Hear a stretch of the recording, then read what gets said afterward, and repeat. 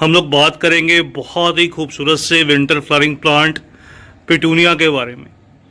Petunia मेरा एक personally सबसे फेवरेट पौधा है। सर्दियों के जितने भी फूल आते हैं इनमें से सबसे फेवरेट फ्लावरिंग प्लांट कह सकता हूँ कि पिटूनिया का प्लांट रहता है। सर्दियों में हालांकि बहुत से फ्लावरिंग प्लांट्स की ऑप्शंस रहती हैं। पिटूनिया में सबसे पहले आपको बता दूं, आपको डबल पेटल की वैरायटीज और इस तरह से सिंगल पेटल, ये जो आप देख रहे हैं ये सिंगल पेटल फ्लावर्स हैं। इसमें डबल और सिंगल दोनों तरह की जो वैरायटीज हैं वो नर्सरीज पर अवेलेबल रहती हैं। और दूसरी जो इस पौधे में खास बात रहती है, इसको आप गमले में और हैंगिंग बास्केट में दोनों तरह से इजीली ग्रो कर सकते हैं। ये बहुत खूबसूरत सा दिखाई देता है। इसको कोई बहुत गहरे गमले की भी रिक्वायरमेंट नहीं रहती। हालांकि यहाँ पर जो ये आप गमला देख रहे हैं इस तरह से, इसको मैंने ये देखिए ये 8 इंच के गमले में ग्रो किया है। आप चाहें तो इन पौधों को छोटे गमलों में या फिर इस तरह से जो बोनसाई ट्रे रहती हैं, जो छोटी शैलो पॉट्स रहते हैं, बोनसाई ट्रे रहती हैं, इनके अंदर भी इजीली ग्रो कर सकते हैं। एक जो वैरायटी पिटूनिया में बहुत खास या खूबसूरत लगती है वो इस तरह से स्टार पिटूनिया की रहती है। स्टार पिटूनिया में इस तरह से लाइनिंग रहती है स्टार टाइप में। तो ये सिंगल पेटल फ्लावर्स रहते हैं, लेकिन इसकी जो खूबसूरती है वो बिल्कुल डिफरेंट दिखाई देती है। दूसरी जो इन पौधों में खास बात रहती है, ये बुशी या घने पौधों में डेवलप होते हैं और मल्टीपल जो बर्ड्स हैं, ये देखिए एक साथ कितनी सारी जो कलियां हैं ये बहुत जल्द डेवलप करते हैं। तो आज की इस वीडियो में आपके साथ शेयर करूंगा कि इस तरह से आप इन पौधों से ज़्यादा अच्छी फ्लावरिंग या हैवी फ्लावरिंग बहुत ईजिली पा सकते हैं। कौन सा ऐसा खाद या फर्टिलाइजर इन पौधों के लिए बहुत सही रहता है। फर्टिलाइजर को शेयर करने से पहले जो एक बात और शेयर करना चाहता हूँ वो ये कि पिटूनिया के पौधे को कटिंग से और बीज से दोनों तरह से बहुत ईजिली तैयार किया जाता है।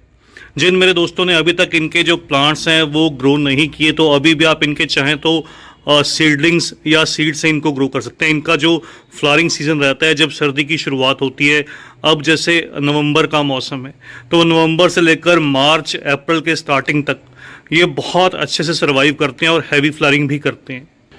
फर्टिलाइजर के अलावा एक जो और काम ज़रूरी रहता है इन पौधों की अच्छी ग्रोथ के लिए और हैवी फ्लावरिंग के लिए, वो रहता है इन पौधों की पिंचिंग।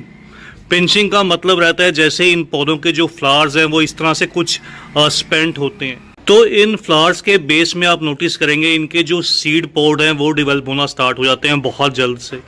तो उन सीड पोड को डेवलप होने से रोकना पड़ता है। इस तरह से इनकी जो पिंचिंग है वो की जाती है। इनकी इस तरह से जो ऊपर की तरफ से ये टिप्स हैं ये रिमूव की जाती हैं।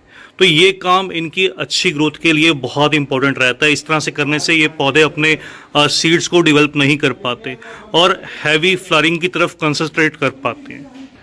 मिट्टी की अगर बात करूं तो मिट्टी इनको वेल ड्रेन्ड चाहिए होती है, लेकिन साथ के साथ जो थोड़ी सी नमी को मेंटेन करे, ऐसी मिट्टी जिसमें हल्का सा मॉइस्चर बना रहे, ऐसी मिट्टी इन पौधों को दीजिएगा।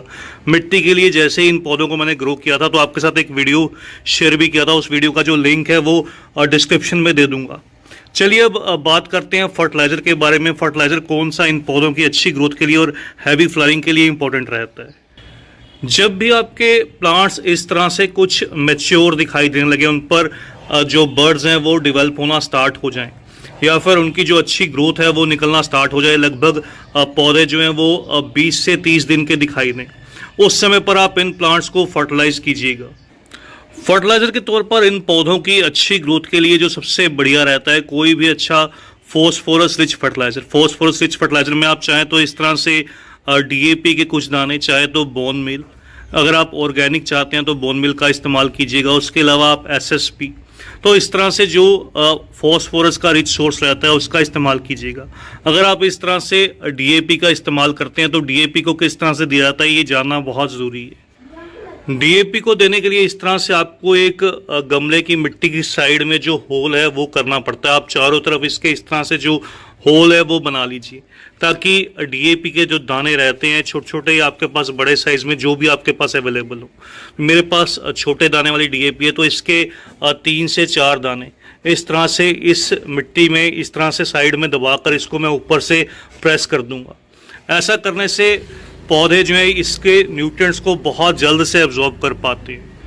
इसके अलावा जो एक और फर्टिलाइजर इन पौधों की ओवरऑल डेवलपमेंट के लिए बहुत ज़्यादा बढ़िया रहता है वो इस तरह से मस्टर्ड केक पाउडर है। मस्टर्ड केक को आप लिक्विड फॉर्म और पाउडर फॉर्म में दोनों तरह से इन प्लांट्स को फीड कर सकते हैं। इसके लगभग 2 से 3 ग्राम। आप गमले की मिट्टी की साइड में इस तरह से, इसकी साइड में इस तरह से डाल दीजिए 2 से 3 ग्राम हर 8 से 10 इंच गमले में। और इसी को आप चाहें तो डाइल्यूट करके पानी के अंदर इसको डिज़ोल्व करके अच्छे से डिकम्पोज करने के बाद, डाइल्यूट करने के बाद इसका इस्तेमाल कीजिए हर 10 से 15 दिन में। तो आपको जो रिज़ल्ट है वो बहुत अच्छा मिलेगा, आपके पौधे इस तरह से हैवी फ्लावरिंग करने लगेंगे। तो बस दोस्तों, आज के इस वीडियो में इतना ही। जल्द ही मिलते हैं किसी और नए टॉपिक के साथ, किसी और नई वीडियो के साथ।